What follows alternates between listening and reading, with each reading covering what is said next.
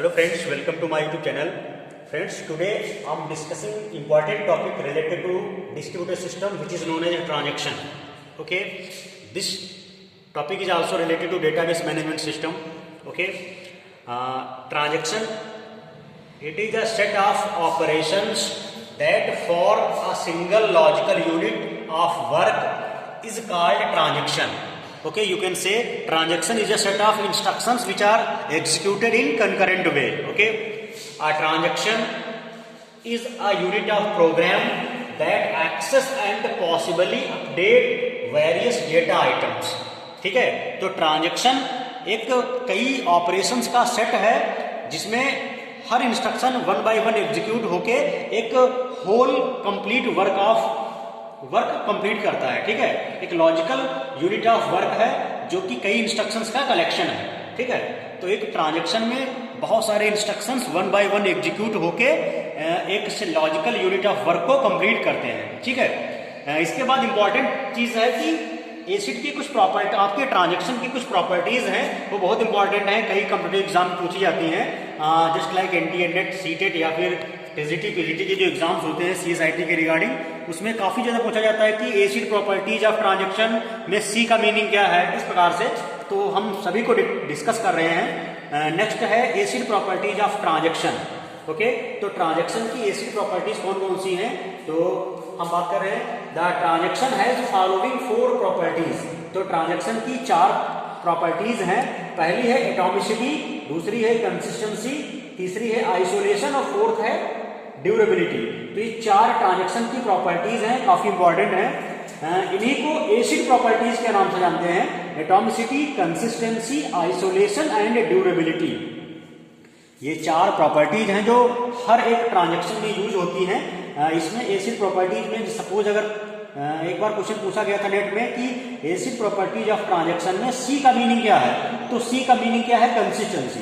ठीक है, तो इस प्रकार से क्वेश्चनिंग आपसे की जा सकती है, काफी इंपॉर्टेंट है. तो let us see actually what is atomicity, consistency, isolation and durability. So we are discussing atomicity. Okay, atomicity is the property of a transaction by which all operations are fully completed or none. Okay, atomicity means either work is fully completed or none. Clear? तो atomicity का meaning यही है कि जो operations हैं वो या तो पूरी तरीके से कंप्लीट हो जाएं या फिर बिल्कुल ही ना हो. ठीक है, तो एटॉमिसिटी का मीनिंग यही है कि कंप्लीटली. ओके, नेक्स्ट आपका है कंसिस्टेंसी. तो दूसरी प्रॉपर्टी है कंसिस्टेंसी. तो consistency is the property of transaction by which the whole database remain unchanged.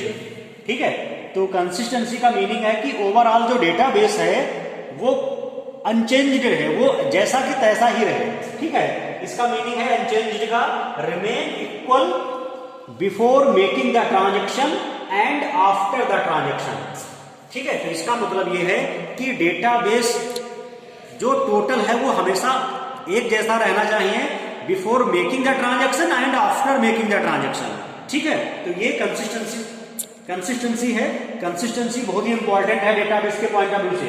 अगर डेटाबेस कंसिस्टेंसी को मेंटेन करने में फेल हो रहा है, इट मींस डेटाबेस टोटली कोई काम का नहीं, डेटाबेस करप्टेड है. ठीक है, तो डेटाबेस को कंसिस्टेंट होना बहुत ही क्रूशियल है.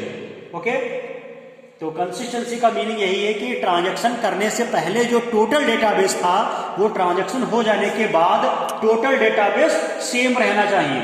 एक एग्जांपल के तौर पे देखते हैं. सपोज अकाउंट ए में 500 रुपीज हैं और अकाउंट बी में 1000 रुपीज हैं, तो टोटल डेटाबेस कितना होगा, 500 plus 1000 equal to 1500. Okay, if we want to transfer 100 rupees from account A to account B, then account A contain 400 and account B contain 1100. Okay, now if we have checking that the database is either consistent or not, then total amount will be 1100 plus 400, that is 1500. Means after making the transaction the whole database is 1500 and before its transaction, the total database is 1500 means equal. Hence we can say our database is total database is remain same. It means our database is in consistent state. Okay, if database is consistent state, then all operations are successfully completed. Okay, now after that next properties is isolation. Okay, तो third property है जिसका नाम है isolation. It is the property of a transaction by which only one transaction can executed eight A time. तो isolation का meaning ये है कि ये ट्रांजैक्शन की बहुत ही इंपॉर्टेंट प्रॉपर्टी है. इसका मीनिंग ये है कि एक समय पर एक ही ट्रांजैक्शन एग्जीक्यूट कर सकता है. ठीक है, आपने देखा होगा कि रियल टाइम में एटीएम जो मशीन होती है उसके डोर पे लिखा होता है आइसोलेशन. इसका मीनिंग है कि एक एक करके ट्रांजैक्शन करिए. क्लियर? तो ये इसका मतलब है ट्रांजैक्शन की बहुत ही खास प्रॉपर्टी है जिसका मीनिंग होता है आइसोलेशन. इसका मीनिंग है एक एक करके ट्रांजैक्शन कंप्लीट होगा. ओके, एग्जांपल के तौर पे देख सकते हैं हम. रीड ए, इट मींस एक ऑपरेशन हो रहा है. रीड अकाउंट ए को ओपन किया जा रहा है, रीड एक्टिव किया जा रहा है. और दूसरा इंस्ट्रक्शन है a equal to a plus 100. It means a की वैल्यू में 100 एडिशन किया जा रहा है, अपडेट किया जा रहा है. ठीक है, उसके बाद राइट ए का मतलब है अकाउंट ए को अपडेट कर दिया गया है. अकाउंट ए में जो भी प्रीवियस अमाउंट था उसमें 100 रुपीज ऐड हो गए हैं. ठीक है, तो ये आइसोलेशन है. तीनों ऑपरेशन जो इंस्ट्रक्शन है वो वन बाय वन एग्जीक्यूट होंगे. तो this property is known as isolation. और फोर्थ जो प्रॉपर्टी है वो है ड्यूरेबिलिटी. ठीक है, तो durability it is the property of a transaction by which a transaction can recover its initial state for making a successful transaction. okay, तो durability means transaction durable होना चाहिए. हमारा एक सक्सेसफुल ट्रांजैक्शन करने के बाद अपनी इनिशियल स्टेट को रिकवर कर लेना चाहिए. ठीक है, आप एक नोट पॉइंट से समझ सकते हो. Durability means all the updates of a transaction are visible to the user. ठीक है, जो भी अपडेट्स हैं वो यूजर को विजुअल होने चाहिए. ये ड्यूरेबिलिटी कहलाती है. ठीक है, तो ये आपकी इंपॉर्टेंट प्रॉपर्टीज थी. ड्यूरेबिलिटी भी काफी इंपॉर्टेंट प्रॉपर्टी है ट्रांजैक्शन की. Because new user wants to access the transaction, it means all it states are reachable for that user. Next, this is example actually show atomicity and isolation. Here account A contain some amount and account B contain some amount, but transaction is that account A transfer 550 rupees to account B.